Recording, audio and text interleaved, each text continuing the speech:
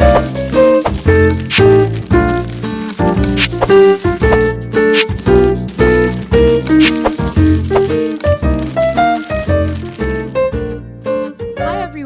it's Nikki and welcome back to Live a Little, your cozy corner of the internet where we talk about all of the in-between bits of life, the messy parts, the unfiltered parts, and the honest parts, especially when you don't necessarily feel like you have someone to talk about them about. And we do that all judgment-free over here.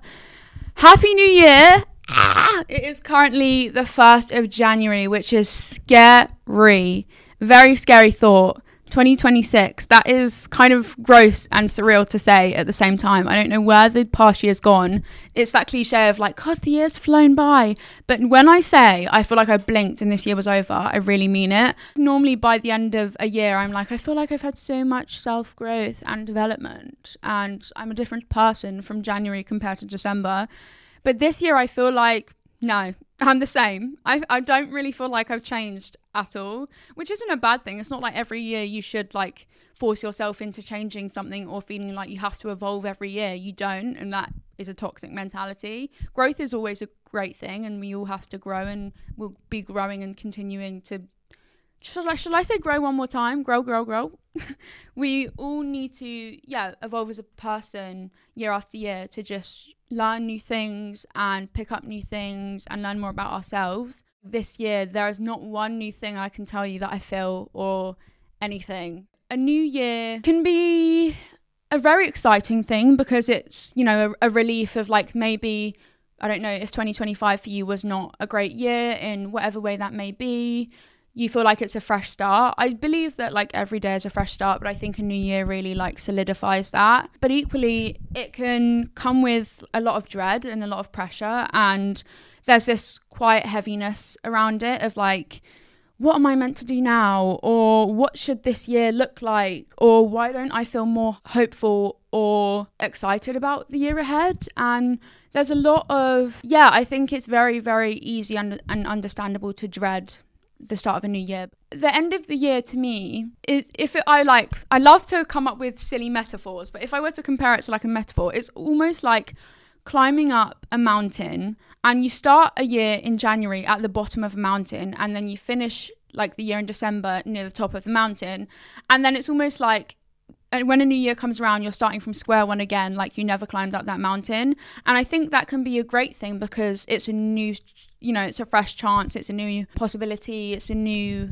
But equally, I think there's something that can be really scary about that and really frustrating and really worrying, I guess. And so I just want to say, however you are feeling about 2026 being here, all of those are valid. And if you don't really feel like there's people around you that are dreading the year ahead or maybe are excited for the year ahead, there 100% is both. You are not alone in that. There is also no wrong way to spend your new year, whether you spent New Year's Eve alone at home at midnight or under the table eating your grapes, if you know, or if you were out drinking with your friends or just doing absolutely nothing special and treating it like another day. However you spent it, I hope that it felt right for you, because there is no wrong way to spend a day like New Year's Eve. But because it's a new year, as we like to say and everyone likes to say, fresh start and all of that, I wanted to kind of talk about the things that I think are in and out for 2026. This is both maybe mindsets, or it's trends, or it's, I don't know, just topics. Basically anything that has been in my mind that I've written down that I think will be in for the year ahead and be out. And these are more like not necessarily in general in society, but also for myself, what is in and out for me. So I wanted to kind of start with that to start the year ahead softly, and not with pressure, not with rules, not with a personality overhaul, just a bit of fun. As I've spoken about, do not set New Year's resolutions. I find it all a bit stupid. And if you do, love that for you. Have goals, gives you motivation. It's a great way to start your year off, to start it productively or positively. That is great. And it's always good to strive for more. But I find New Year's resolutions to actually be quite detrimental, because if you don't do those things, you kind of feel like a failure, you know, as big as or small as they are, whether it's, I don't know, a job promotion or making a bit more money or getting into a relationship. They are kind of then measurements of how successful you were that year or your year was. And so I feel like it can be quite a negative thing. And so of course I have internal, like, subconscious hopes for the year or things I hope for myself, whether it's like, you know, to be a bit happier or to spend more time by myself and on myself or whatever it is. They're subconscious, but I don't want to make them a proper thing, because I think that's when things get a bit more negative and a bit more toxic, and everyone loves to just be like, new year, you need to grind, you need to get up at 5 a.m. and fucking work. And I just think that's not the right mentality. That's just an exhausting mentality to start your year off with. So yeah, this isn't about me changing who I am overnight or anything like that. It's basically my ins and outs are essentially what I want to move towards and what I want to leave behind, you know, this coming year. It's not new year, new me. It's same me, just a couple of new or not so new things. Okay, so to start my ins for 2026, my first one is shopping in person. I feel like shopping in person is a dying thing. We all shop online now, and look, I get it. I don't actually remember the last piece of clothing I bought in person. I actually don't, which is really sad, because it's more convenient. You can bulk order a bunch of clothes and then try them on in the comfort of your own home and send them back. We then just like overconsume so much because we just have everything on a screen for us to choose from. I am guilty of ordering a bunch of stuff that I know I'm going to end up sending half like of the order back from. I'll actually order more with that intention. And it's just such a waste. It's also such a slog. You then need to like pack it all back up, send it back. It's actually not easier in the grand scheme of things. And I feel like you can shop so much more intentionally and more minimally if you go into a shop, you feel the material, you try it on. I don't think any of us would buy the same amount of stuff that we do if we actually actively went into a shop and saw those things. But there's something about buying something online that feels like air. It's even like, if you tried something on in a shop and it didn't fit you quite right, I would be much less inclined to then buy it. But then if I order something online and then I try it on and I'm like, oh, this doesn't actually fit right, it's too long, it's too wide, I will just then have to go and get it altered and keep it for the sake of it, rather than being like, no, this actually doesn't fit me, I'm not going to keep it. And so I think it's really important to buy more intentionally, and I think a big part of that comes from shopping in person. Do I love shopping, like what shopping is? No, I find it like tiring and boring and I don't enjoy it. But I think you can be more present in what you're actually consuming when you see stuff in person and touch it and feel it. Like, you will know if something's itchy already before you buy it if you feel it and you try it on in a dressing room, rather than waiting 5 to 7 days to receive the clothes and then try them on and then being like, oh no, it's not what I thought it was going to be. You can just go in and out and that's it. It's actually more convenient than we think online shopping has become. So that's my first thing.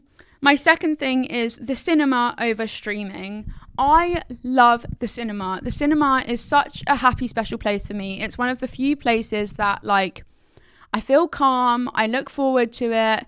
When I had a massive surgery a couple of years ago and was in recovery and out of work for like 4.5 months straight, I felt so underconfident going anywhere, like literally anywhere, even just walking outside of my door, and actually even just at home in my room. But the one thing I would do is, I think I literally saw every single film that was at the cinema over that period of time. It was actually in like December, winter time, and it was a really hard time. But one thing I'd look forward to is I'd sit in a dark room, so didn't feel so insecure about my appearance, and I could just watch a film and escape for 2 hours. And I think it's also such a nice thing to do with family and friends or a date. And I just love watching films. I love watching new films. There's something about like getting your popcorn and getting a drink and like all of that. It just reminds me of my childhood and is so nostalgic. And like, as much as I appreciate that streaming is, you know, convenient and it gives you access to more, and I get that a cinema ticket can be expensive, if you can help it and if you can do it, I think choosing to go and see a film on a big screen, there is nothing like it. And I think it's a shame that like cinema culture has kind of like died, you know? I feel like it's not really a thing that people do as much anymore with their friends, whereas growing up it's like, oh, should we go to the cinema? there's like exceptions to the rule if like certain films are really popular, say Wicked this year or last year, and bring people to the cinema. But it's like once in a blue moon, and I think just going to the cinema should be a pastime that people do more often. And I think also supporting like local cinemas and being off your phone is so important. It's actually very unlikely that you're ever going to watch a film and not look at your phone once. And that's a known thing, because now people, when they're creating shows or films for like streaming services, they write scripts with the intention that you're not going to be fully watching it, which is a mental thing to have to think about. And so I want films to feel, and going to the cinema to feel like an event again, so you can fully enjoy it, fully be present and escape. That's what the whole point of watching films is escape and not background noise. So that's my second one. My third one is coffee dates over dinners. It's less pressure. I don't like eating, like when I'm meeting someone new, I feel really awkward. It's like they ask you a question and then you've got a mouthful of pasta. Like, it's uncomfortable. It's messy. I love a coffee date because it's longed out less. You're not feeling awkward about what you order or how you're eating or whatever it may be. A coffee date is good. It's in, out. You can do it during the day, which I much prefer. I just prefer doing activities in the day so much more than in the evening. I like, my evenings are sacred to just like me, myself and I, and just doing nothing and not going out and not seeing anyone, especially in winter. And so coffee dates I love, whether it's with friends or it's for actual like romantic dates, whatever it is, like that's my favorite way to catch up or speak to people. So more coffees, like sat down coffees, more walk and talk and get a coffee, more daytime plans is what I'm all for. It's lower stakes, and I actually feel like you have better conversations because you're like there's less pressure around it. So yeah, the last date I went on was a coffee date, and I will stick to that because much prefer it. Fourth one, less clean girl, more creativity. I feel like creativity, especially in makeup, has kind of died a slow death in the past year or so, past couple of years. And this clean girl, minimal thing, less is more, has really become a thing. And do you know what? I think that's important because makeup has become more about enhancing than covering, which I'm all for. But equally, I feel like along the way, then the fun and the expression in makeup has been lost. Like, when do you ever see someone wearing a purple eyeshadow walking down the street now? You just don't. But had this been a few years ago, you would just have seen your next door neighbour with a cut crease and false lashes on. And I think that is so fun. And actually, Zara Larsson, the singer, has been on tour recently, and her makeup artist has kind of like gone viral because she's been creating such fun, colourful, creative makeup looks on her that I'm obsessed with. And it just shows you there is a place for it. And makeup for me has always been about expression and always been about creativity and the magic of it, and is like an art form like any other and such a skill. And so it's about time we started treating it like that again. Makeup can be to you whatever it, I think everyone's experience with makeup and perception on it is so different. But for me, it's always been creativity first. And so I want to lean more into maximalism and more fun colours and more weird and more experimentation than just like bit of concealer, bit of blush. That's it. That's great. But I miss like the era where just wearing purple lipstick was a normal thing to see. So yeah, makeup is supposed to be playful and expressive. So let's reignite that. Okay, 5. Handwritten letters and handmade gifts. I love the idea of the sincerity of a handwritten letter or gift, notes, postcards, whatever it may be. I think there is something so beautiful about just doing anything with your hands. And I feel like we're in a time where we type and we text, we use our hands in that way more than ever, but using them to like do something with love and care, we do less than ever. I actually wrote like a piece on Substack recently, which is about like how birthday cards or like get well soon cards or just cards in general are like a dying thing, and they're sort of the last love letters we write. But I think like instead of texting someone, I love you and I miss you, why are you just not sending them a letter? Even if it takes them a few days to get there. I think there's something so beautiful about that, and it's kind of like a moment frozen in time, and it's such a special thing to keep, and it's so sentimental and beautiful. I'm such a sentimental girly. I keep every card, I keep every note I've ever received, and so more of that, please. Please. We need more, because I'm gonna go insane if I receive another 100 birthday messages instead of a card. I love a card. And I think bake something, write something, paint something, just do something you can hold and that is physical as a memory and as a moment, instead of doom scrolling or texting with your thumbs, you know?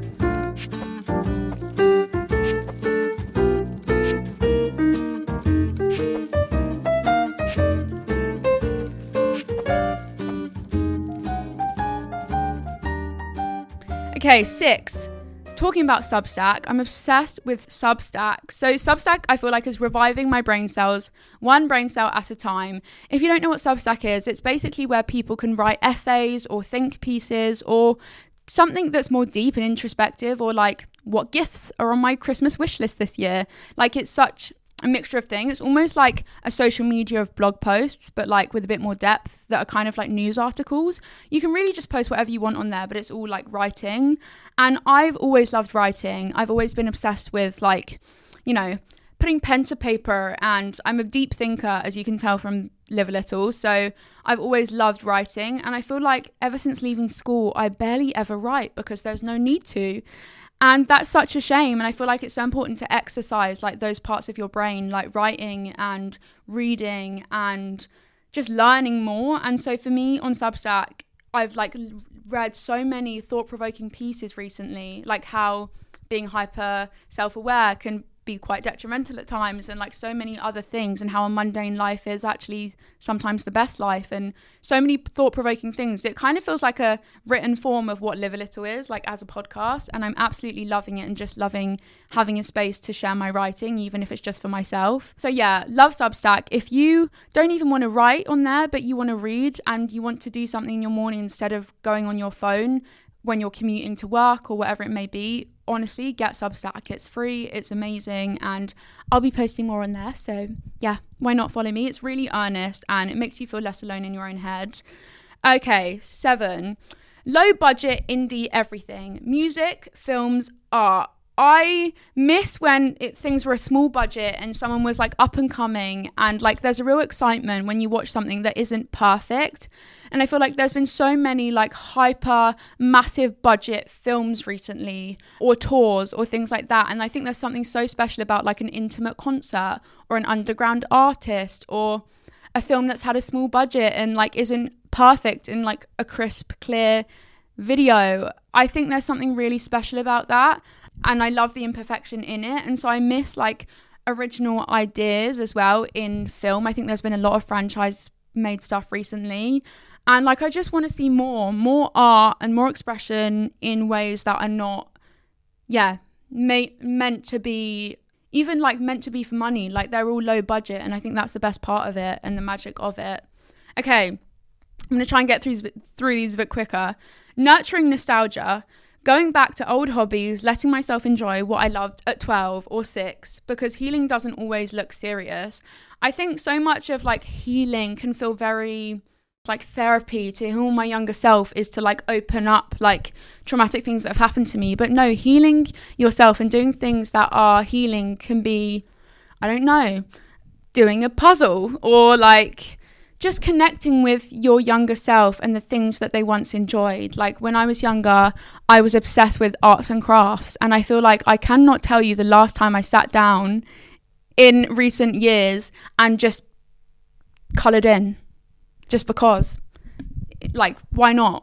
And I think it's so important we do those little things to connect with the younger version of us, just because that is a massive part of healing. It doesn't have to be talking, it doesn't have to be therapy, it doesn't have to be deep and introspective and heavy. It can literally just be doing little things you once loved and reigniting those passions and exploring them just because, or doing something that you've always wanted to do when you were little and never got to, and trying it because you're never too old. Next one, friend traditions, game nights, friendsgiving, standing plans. the hours you spend in a group chat could so easily at times be spent together. And I know sometimes it's really difficult, especially as you get older, like insanely difficult, like working out a maths problem, to find a day where you and your friends are all free. It's actually insane how difficult it is. It needs to be studied, I swear. But I feel like having these dates to look forward to, almost like a Christmas or a birthday, where you're like, okay, on this date, we are going to do this. Even if it might change, even if someone may not be able to go, it's something to look forward to. And I think we all need those little tiny moments of joy and things to look forward to. And it's an excuse to get together physically and do these things and have these conversations in person rather than on text. And I love a games night. So instead of playing a phone game, play an in-person board game with your friends. Next one, walking anywhere, alone, with friends, with your pet, whatever it may be, just walking. I'm so embarrassed to admit, I barely hit 1,000 steps a day sometimes. My Aura ring is making me so aware of how little I exercise. Look, there's a part where I actually can't do much exercise, but I sometimes feel like I use that as an excuse. I'm like, oh, the doctors say I can't exercise, therefore I shouldn't exercise. And like, a hot girl walk is important, and I don't leave my house unless I have to, so a hot girl walk is non-existent. But I think it's even like such a nice like way to spend your day. Message your friend, are you free for half an hour to go for a walk? And that is the way you can catch up instead of doing the same old thing. And that can be where you have a little coffee date too. And so for me, I think walking is not only great because like it's a nice way to catch up, but also walking and getting out of your house and seeing daylight, especially when I have a job where I don't need to leave my house, is so important to get your body moving and to get fresh air, even if it's not that fresh in London, but fresh air like in your lungs. And that is actually a massive thing that people say is like, I was listening to Mel Robbins' podcast and she was saying like, when your alarm goes off, don't check your phone, just get up and get moving, because that is what will start your day the right way. And so even if it's literally walking around your garden, like doing anything, just get your body moving. And so for me, I just need to move this year in whatever way.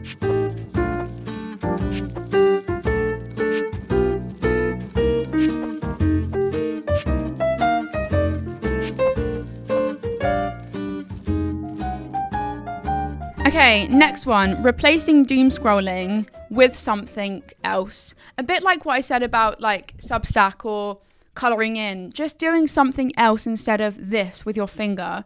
Whether it's like learning a poem a day or a poem a week or learning the capital city of a country, like something that's so little but will make you feel a bit like fulfilled and like you did something or learned something new. I love learning a new bit of information or a new fun fact that then I can tell other people. And I feel like I don't know enough about the world. I have zero general knowledge. And so I basically just want to like learn more about things that I don't need to know about, but that are just interesting and enlightening. And so that is what I want to do this year, is just learn new things, even if it's tiny, even if it's stupid, just because, instead of doing this. Anything that gives back and is actually like exercising my brain. I just need to do more of that because I feel just like I don't use it at all and it's not good. Okay, final in. Volunteering, doing something that has nothing to do with me and giving back. Giving time without expecting to get something in return. I feel like we're all so busy in life. We have such a grind culture and we're all in our own bubbles in life, which I completely understand. And it's hard to be aware of what's going on around you or aware of your privilege in some ways.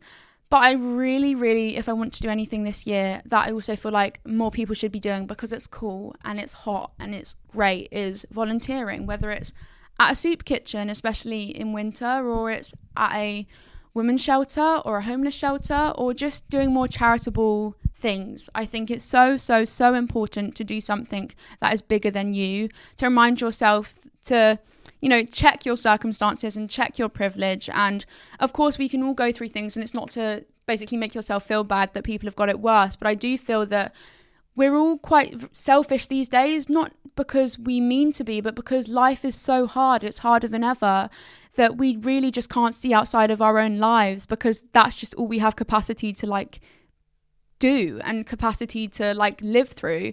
But I think it's so important to step outside of your bubble and yourself in order to, realize that there's other stuff going on outside of you, and giving back is so important, and not, doing something that isn't transactional, just doing it to be a decent human. Okay, outs. Dress codes. Dress codes stress me out so much. Not dress codes in like, oh, smart casual or like black tie or smart or whatever it is. Dress codes like only pink or golden glamour. The amount of silly dress codes that I've been told on an invite before for an event, and I get it, it's a bit of fun, it's like a costume party, but it's not a costume party. I feel like it's really silly to have to feel like you have to go out and buy a pink dress because you don't have any pink in your wardrobe and everyone else is going to be wearing pink. Like, just let people whatever the fuck they want, and just like, so long as they're wearing the sort of same vibe, like smart or casual, that's good. We need a bit of like direction, but other than that, just let people live. I think dress codes for me I find stressful and like silly when you're just going to wear that thing once and it will then just sit in your wardrobe unworn. It just feels like such a waste, and I'd rather be comfortable and wear something that feels like me. Okay, 2, being easy to understand is out. I'm okay with being a bit hard to read. I'm okay with under explaining myself. I've been such an overcompensator and over explainer my whole life because I'm worried for people to read me wrong or to be misunderstood or whatever it may be. And honestly, I am okay with not seeming simple and not giving people every in and out of how I'm feeling or thinking, or I'm just okay with not over explaining anymore, because it was something as simple as like, I've said this before, like if I haven't replied to a text, I feel like I need to then over explain why I haven't replied, and it is okay to just reply when you do and not have to explain why. And so I'm okay with not being so easy to figure out. That is okay, and keeping things to myself. Okay, 3, self-diagnosing yourself on the internet. Not every mood or trait needs to be self-diagnosed. Just because you have a headache does not mean that you have a bigger, deeper health issue. By all means, it's really important to be self-aware of how your body is feeling or what you are thinking. And some of those diagnoses that you see online might align and might be right, but not every single person in the world has ADHD. Not every single person in the world is dyslexic. And I think that can be incredibly damaging and toxic to the people that actually are those things, and really throwing these words around and saying you have these things. It's the same with like being tidy and saying you have OCD. Like, I know it's not with bad intent, but it's actually really damaging, and it's really important we don't chuck these words around or apply them to ourselves if we actually haven't been told we have them, whether that's mental things or physical things. And so sometimes you are just tired or overwhelmed and you have a like short attention span because you're human, not because you have this bigger or deeper thing going on, or because I feel like having these things have become trendy, and that is a problem. So that is what I want to say about that. Okay, number 4, diet culture. I think it would be hard to miss that this year there has been such a big influx in especially celebrities who have lost a lot of weight. And I want to be very sensitive about this topic because I used to have an eating disorder when I was younger. I was anorexic when I was younger. And I feel like body types and appearance have become trends. And it is so incredibly damaging, especially to young, impressionable people, seeing people they look up to, say a celebrity, lose a really significant amount of weight. And I completely agree. You never know what's going on in someone's life, whether it's in their physical health or mental health or their life. Maybe they've lost someone and haven't been eating because they're grieving. Maybe they've got a chronic illness that you don't know about. You never know anything. And so I think it's so important to never comment on someone's body. But equally, the amount of people that have just suddenly lost weight this year is not, it's not just happened because, it's not just a coincidence. It is a problem. And so I think food is not a personality trait and bodies not trends. And if I'd have seen the, ways people are looking this year when I was in my really toxic anorexic mind state, I would have found it really, really, really damaging. And so I just want to enjoy food and enjoy sitting at a table and it not become about calories or weight or body checking. I think we all just need to do better, especially celebrities. So that's that one. Next one, core everything.